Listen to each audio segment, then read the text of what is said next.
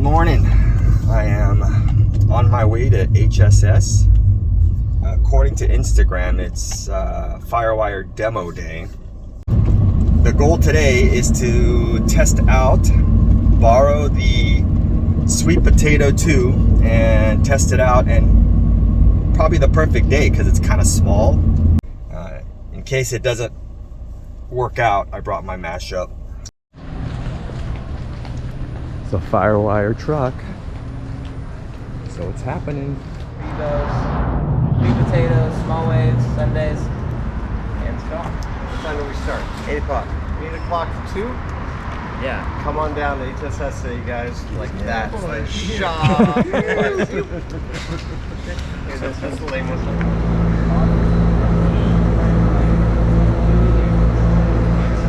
Sweet potato. Let's go mashup.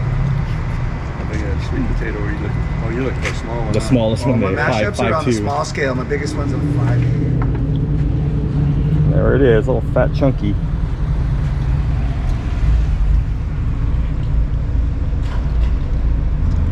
Potato 2.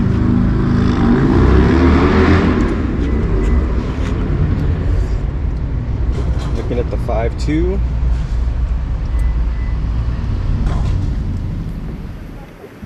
Welcome back to the channel, everyone. So today we'll be looking at the sweet potato 2. I know they don't make a distinction, but I believe they should, because otherwise there'll be confusion. And looking at this chart, as you can see, this is the evolution. It started with the sweet potato, then it went to the baked potato, twice baked, and then the sweet potato again. So in this video, I am going to show you every wave. I only had the board for about 2 hours, so I'm going to give you every wave, which was over 30, believe it or not. And then I'm going to do the review as an overlay to the video. The very first thing we're going to look at is the optimal conditions chart put out by Firewire. And as you can see, the board is meant for 1 to 4 foot weak subpar waves. I think 4 foot's kind of pushing it. 3 foot's probably ideal. The one thing about this board is you gotta surf the tail if you want any maneuverability. So we're gonna look at the design of the board.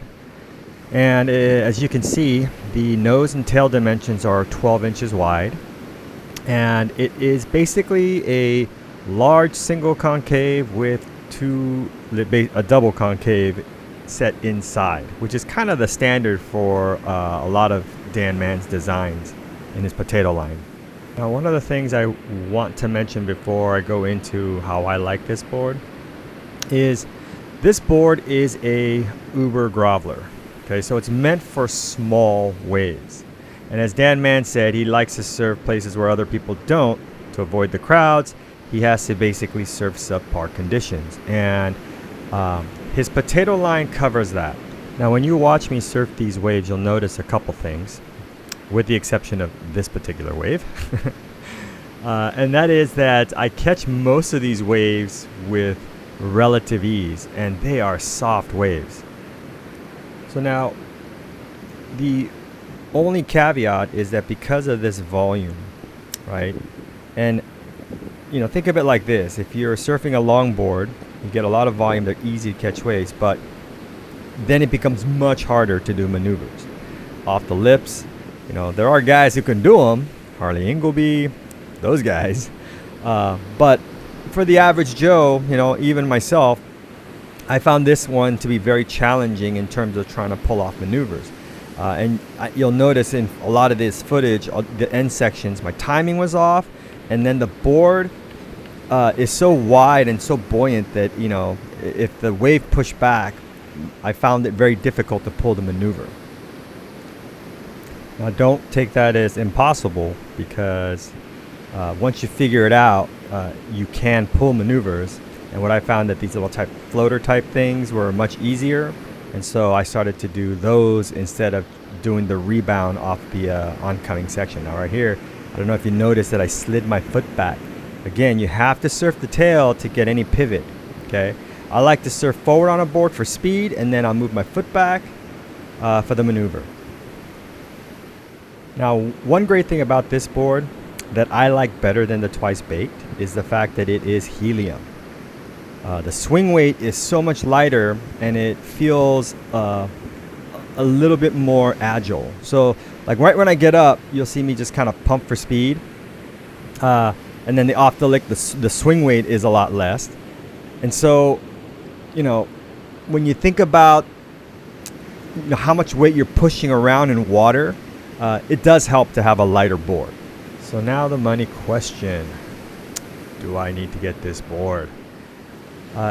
Look, I believe that everyone needs an Uber groveler. You know, there are days that I actually go to the beach and I look at it and I think, and then I go home.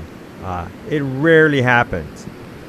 It hardly ever happens when you have an Uber groveler. You know, it's like, for me, I can't do the wave storm. My friends love, you know, surfing the wave storm when it's crappy and small.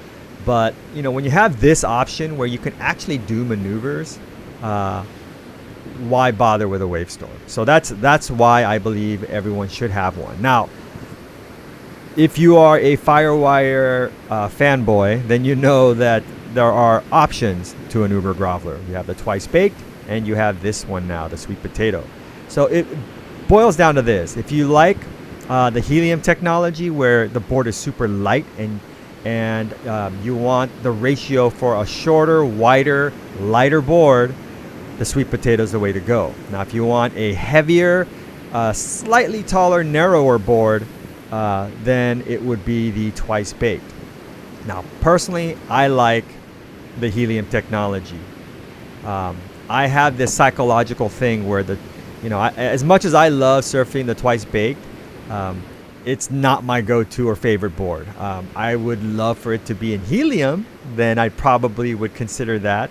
But at the moment, I am considering selling my Twice Baked and getting this particular board just for the extra buoyancy and width.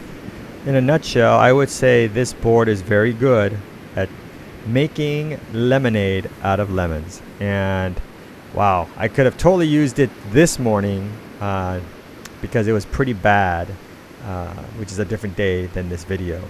This was yesterday.